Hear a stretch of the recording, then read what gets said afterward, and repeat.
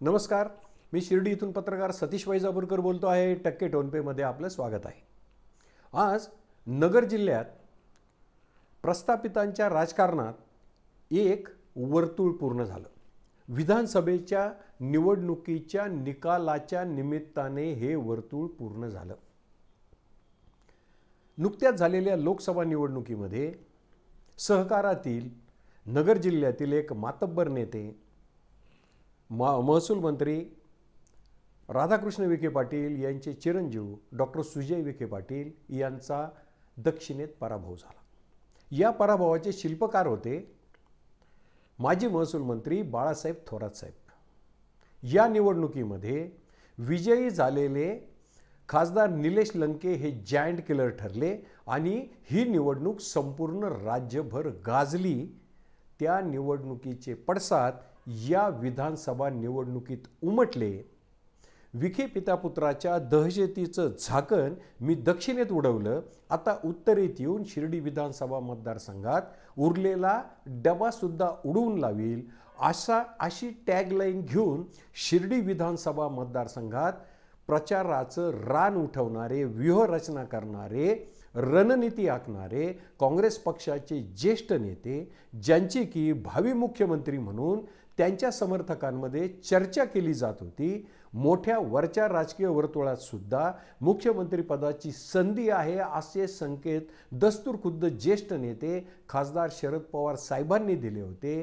त्या थोरात साहेबांची संगमनेरात विकेट पडली. आता बघा, त्यांची इथे विकेट पडत असताना पारनेरमध्ये खासदार निलेश लंकेंच्या पत्नी राणी लंके या पराभूत झाल्या. संगमनेरातला पराभव, पारनेरमधला पराभव आणि शिर्डीमध्ये महसूल मंत्री राधाकृष्ण विखे पाटील यांनी 70,000 मते मिळवत दिमागदार विजय संपादन केला. या तीनही घटनांचे शिल्पकार किंवा केंद्रस्थानी आहेत डॉक्टर सुजय विखे पाटील. म्हणजे दक्षिणेत लोकसभा निवडणुकीत प्रस्थापितांच्या दोन राहुट्या होत्या. एक होती विखे पाटलांची, दुसरी होती थोरात साहेबांची. आधी थोरात साहेबांनी विखेंची राहुटी उद्ध्वस्त केली. नंतर विखेंनी त्यांची म्हणजे थोरात साहेबांची तिकडे विधानसभा निवडणुकीत निलेश लंकेंची राहुटी उद्ध्वस्त केली आणि आपला बालेकिल्ला शाबूत असल्याचं सिद्ध केलं. आता थोरातांनी आणि विखेंनी एकमेकाच्या राहुट्या उद्ध्वस्त करून एक वर्तुळ पूर्ण केलं. आता चर्चा अशी होती की विधानसभा निवडणुकीत विखे पाटलांचं काय होणार. अँटी इन्कम्बन्सी आहे, अंडर करंट आहे, अशा चर्चा सुरू असताना मगाशी मी सांगितल्याप्रमाणे धक्कादायक निकाल असा लागला की संगमनेरात थोरातांची विकेट पडली. आता ह्या घटना सगळ्या मागच्या व्हिडिओमध्ये आपण चर्चा केल्या. वसंतराव देशमुखांचं वादग्रस्त वक्तव्य, डॉक्टर जयश्री थोरातांचं लॉन्चिंग, मग थोरात समर्थकांकडून गाड्या जाळणं, या घटना मगाशी मी सांगितल्याप्रमाणे आपण बोललो. मात्र आपण हे विसरलो की विखे पाटील हे थोरातांच्या मतदारसंघात गेल्या 5 ते 7 वर्षापासून मेहनत करत होते, कार्यकर्त्यांना ताकद देत होते, ग्रामपंचायत निवडणुका लढवत होते, त्या माध्यमातून संघटन वाढवत होते आणि केवळ शिर्डी विधानसभा मतदारसंघामध्ये थोरातांचा भर अँटी इन्कम्बन्सीचे मतं कॅश करण्यावर होता. ते अल्टरनेटिव्ह देऊ शकले नाहीत. म्हणजे ना त्यांच्याकडे ग्रामपंचायती होत्या. एक गणेश कारखाना जर वगळला, म्हणजे गणेश कारखाना हे मोठं सत्तास्थान इथं त्यांचं होतं, हा भाग वेगळा. पण जसं विखेंनी संगमनेरात स्वतःचं संघटन उभं केलं, ते चार्ज केलं, तसं इथे काय नव्हतं. केवळ विखेंना विरोध आणि अँटी इन्कम्बन्सी मतावर त्यांची मदार शिर्डी विधानसभा मतदारसंघात राहिली. या उलट विखेंनी ग्रामपंचायती निवडणुकीच्या माध्यमातून संघटन उभं केलं आणि प्रामुख्याने ठेकेदार असलेले थोरात साहेबांच्या कार्यकर्त्यांच्या वेगवेगळ्या चौकशा कारवाया करून त्यांचं नेटवर्क हतबल केलं. एका बाजूला नेटवर्क हतबल होत असताना थोरात साहेब मात्र राज्यभर काँग्रेसचे प्रमुख लीडर, भावी मुख्यमंत्री म्हणून राज्यभर फिरत होते. थोरात साहेब, आपले पवार साहेब आणि उद्धव ठाकरे साहेब यांच्या सभांना हजेरी लावत होते आणि नाना पटोले यांचे विरोधक, किंवा विरोधक म्हणता येणार नाही, पण मुख्यमंत्री पदाचे प्रतिस्पर्धी म्हणून मीडियामधून त्यांना पेश केलं जात होतं. एका अर्थाने थोरात साहेब हवेत होते. विचारधारा सेक्युलर, काँग्रेसची विचारधारा सेक्युलर, थोरात साहेबांची विचारधारा सेक्युलर. त्याच विचारधारेवर ते चालले, यापुढेही चालणार. पण बटेंगे तो कटेंगे हा मुद्दा अंडरकरंट होता. तो संपूर्ण राज्यभर चाललेला दिसला. संगमनेर सारख्या शहरामध्ये, संवेदनशील शहरामध्ये तो मुद्दा चालला नसला तरच नवल. तो मुद्दा अत्यंत प्रभावीपणे चालला. अमोल खताळ ही कोरी पाटी होती आणि त्यांच्या मागे डॉक्टर सुजय विखे पाटलांनी आणि नामदार किंवा मंत्री राधाकृष्ण विखे पाटलांनी अर्थातच मोठी शक्ती नेटवर्क उभं केलेलं होतं. आता असं आहे की 2 दिवस विखे पाटील म्हणजे मोठे विखे पाटील शिर्डीमध्ये असले तर त्या 2 दिवस सुजयदादा विखे पाटील हे संगमनेरात असायचे.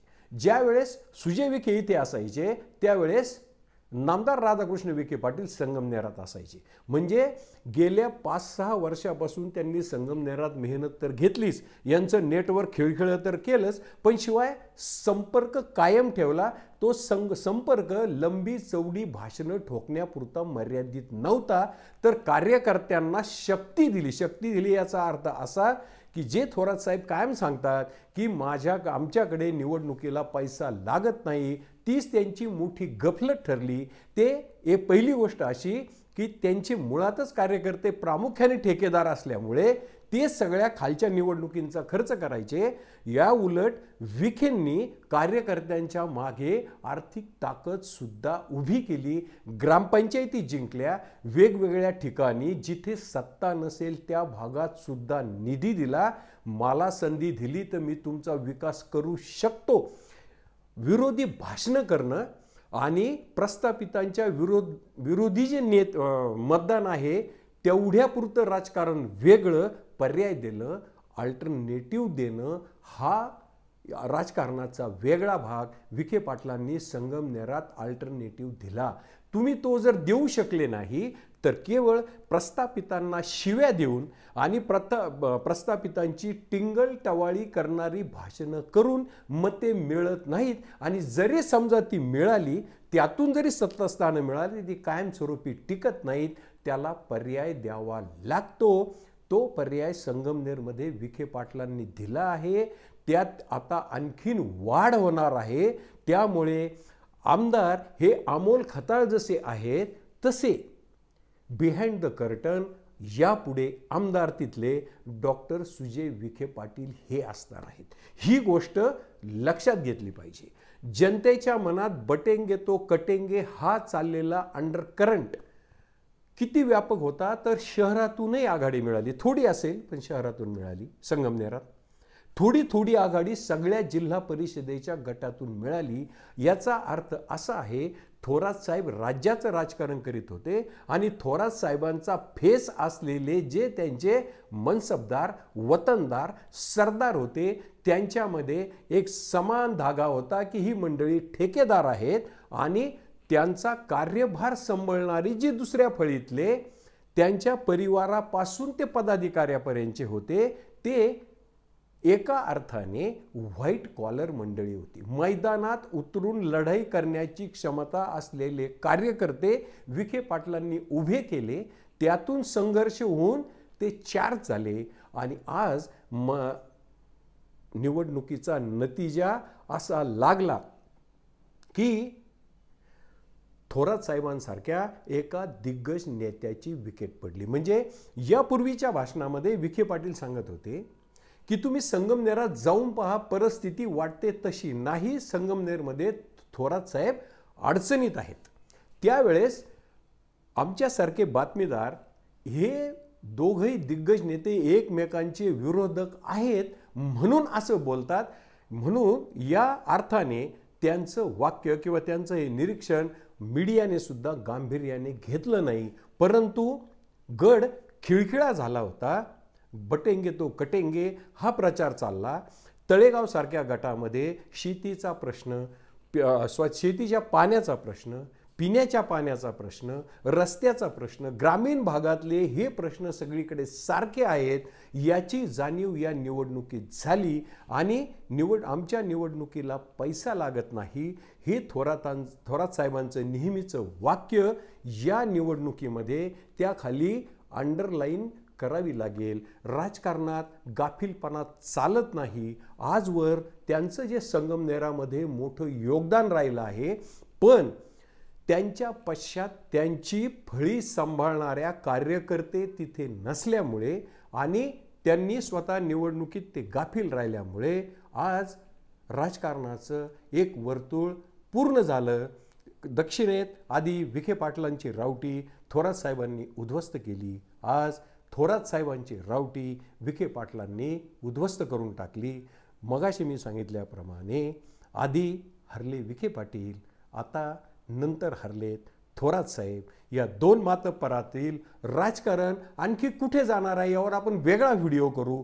परत एकदा मी सांगतो, हा पराभव अमोल खताळ सारख्या नवख्या माणसांनी, नवख्या उमेदवारांनी, तरुण उमेदवारांनी, दिग्गज नेत्याचा पराभव केला आहे। एक गोष्ट लक्षात ठेवा, त्याखाली अंडरलाईन करा, त्यामागे विखेंची शक्ती आहे आणि यापुढे संगमनेरात ते पर्याय देऊन राजकारण करणार आहेत। हे या निवडणुकीच्या पराभवाचं एक वैशिष्ट्य आहे, त्याकडे दुर्लक्ष करून चालणार नाही। मी थोरातांच्या पराभवाचं आणि जिल्ह्यातल्या राजकारणाचं एक वर्तुळ कसं पूर्ण झालं याचं जे विश्लेषण केलं ते जर आपणास आवडलं असेल तर माझं टक्के टोन पे हे चॅनल सबस्क्राईब करा, लाईक करा, शेअर करा। जय हिंद, जय महाराष्ट्र।